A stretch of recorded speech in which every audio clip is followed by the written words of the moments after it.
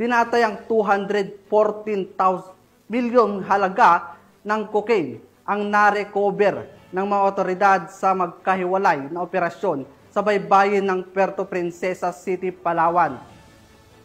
Matapos matagpuan ang 36 na bloke ng cocaine at karagdagang 430 grams na nagsasabing illegal na droga.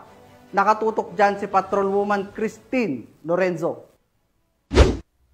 Muling pinuri ng Puerto Princesa City Police Office ang pagiging mapagmatsyag at pakikipagtulungan ng mga mamamayan matapos ang dalawang magkahiwalay na insidente ng pagkakarecover ng hinihinalang cocaine sa mga baybayin ng bahagi ng Barangay Bahile at Barangay Bagong Bayan, Puerto Princesa City nito lamang ika-11 ng Oktubre taong kasalukuyan.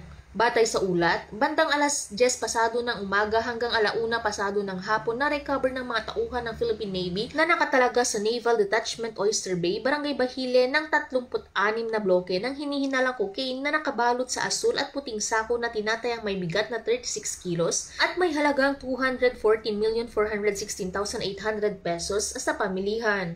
Ang mga nakumpiskang droga ay agad na itinurn over ng Western Naval Command sa pamamagitan ng BRP Ladislao Diwa sa PIDEA Palawan Provincial Office para sa wastong disposisyon. Samantala, bandang pasado 1:00 ng hapon sa parehong araw, nakatanggap naman ng ulat ang mga tauhan ng Police Station 3 na pinamumunuhan ni Police Captain Dioscoro S. Archidera Jr. mula kay Barangay Charlie Rolly A. Magbanua ng Barangay Bagong Bayan hinggil sa natagpo ang transparent na plastic na lalagyan sa dalampasigan ng purok mangingisda. Nang siyasatin, nadiskubre itong naglalaman ng tinatayang 430 grams ng hinihinalang cocaine na may halagang 2,279,000 pesos. Ayon sa ulat, isang lokal na mangingisda ang nakakita nito at agad na ipinaalam sa mga opisyal ng barangay upang maisauli sa mga otoridad.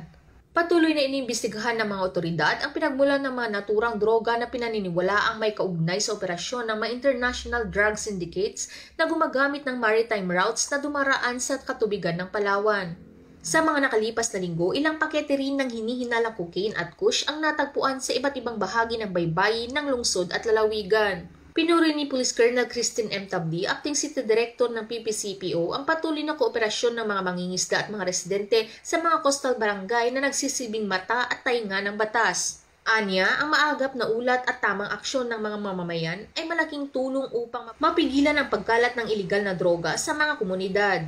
Tinitiyak naman ng PPCPO ang patuloy nitong pagkikipag-ugnayan sa Philippine Navy, PIDEA at iba pang ahensya ng pamahalaan para sa mas pinaigting na pagbabantay sa mga katubigan at pagpapatupad ng kampanya laban sa iligal na droga.